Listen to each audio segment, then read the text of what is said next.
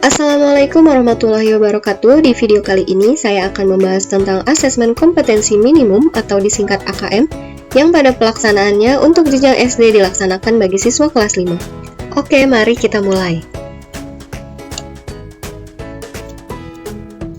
Jadi pertanyaannya, apa sih asesmen kompetensi minimum atau AKM itu? AKM adalah bagian dari asesmen nasional. Dengan adanya kebijakan baru bahwa ujian nasional terakhir dilaksanakan pada tahun lalu, nah untuk bentuk asesmen terbaru yang akan dilaksanakan tahun 2021 ini yaitu asesmen nasional. Pelaksanaan asesmen nasional tujuannya untuk memperbaiki kualitas belajar mengajar, memberi gambaran tentang karakteristik esensial sebuah sekolah, hingga akhirnya meningkatkan mutu pendidikan.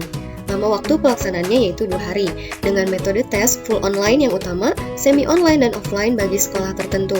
Dengan tesnya bersifat adaptif, artinya soal yang diberikan kepada siswa disesuaikan dengan kemampuan dan pengetahuan siswa. Level siswanya yaitu siswa kelas 5, 8, dan 11, dipilih secara acak oleh Kemendikbud. Nah, untuk jenjang SD yaitu kelas 5, jumlah maksimalnya 30 orang. Teknik pelaksanaan asesmen nasional dapat dilihat pada tabel berikut ini. Untuk jenjang SD, SMP maupun SMA, tes yang dilaksanakan itu sama. Di hari pertama, tes literasi dan survei karakter. Di hari kedua, tes numerasi dan survei lingkungan belajar. Perbedaannya hanya di waktu pelaksanaan setiap tesnya. Yang perlu diperhatikan bagi siswa maupun orang tua yang dipilih secara acak tidak perlu cemas karena asesmen nasional tidak menentukan kelulusan, tidak diberikan di akhir jenjang, hasilnya tidak memuat nilai secara individu, jadi dasar perbaikan pembelajaran, dan tidak untuk menilai kinerja satuan pendidikan atau wilayah. Asesmen nasional terdiri dari 3 komponen. Yang pertama, asesmen kompetensi minimum atau AKM, kemudian survei karakter, dan survei lingkungan belajar. Pada video kali ini, kita akan lebih fokus membahas tentang AKM, sedangkan survei karakter merupakan penilaian atau survei yang digunakan untuk mengukur sikap, kebiasaan, dan nilai-nilai yang dimiliki siswa. Sedangkan survei lingkungan belajar mengevaluasi kualitas pembelajaran berdasarkan lingkungan sekolah dan situasi pada saat proses belajar mengajar.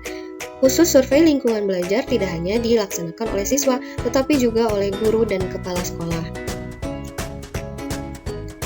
Asesmen kompetensi minimum merupakan penilaian kompetensi mendasar yang diperlukan oleh siswa untuk mampu mengembangkan kapasitas diri dan berpartisipasi positif pada masyarakat.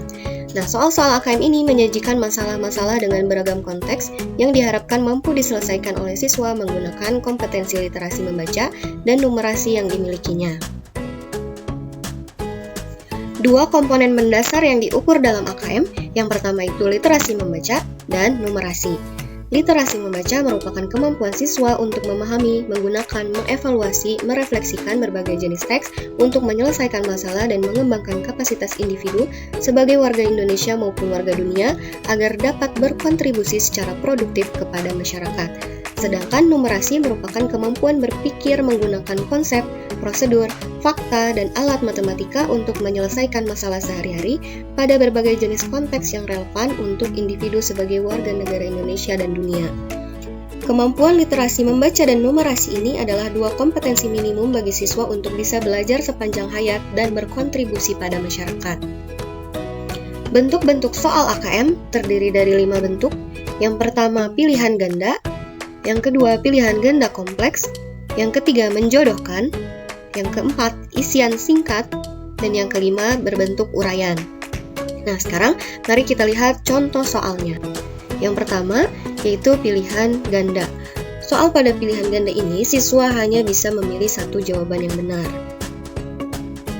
Yang kedua, yaitu pilihan ganda kompleks. Siswa bisa memilih lebih dari 1 jawaban yang benar.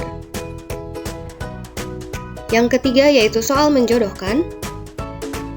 Cara mengerjakannya dengan cara menarik garis dari satu titik ke titik yang lain yang merupakan pasangan soal dan jawaban. Kemudian soal isian singkat, contohnya seperti ini, siswa memberikan jawaban singkat yang merupakan jawaban pasti. Nah, yang terakhir yaitu bentuk soal uraian. Contohnya seperti ini, siswa menjawab dengan uraian tentang jawaban soal.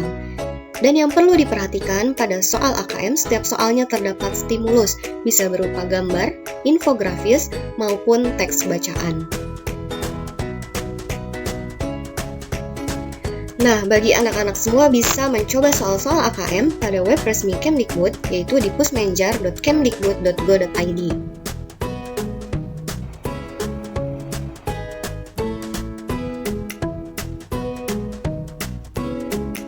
Cukup sekian video kali ini, kurang lebihnya mohon maaf. Terima kasih. Wassalamualaikum warahmatullahi wabarakatuh.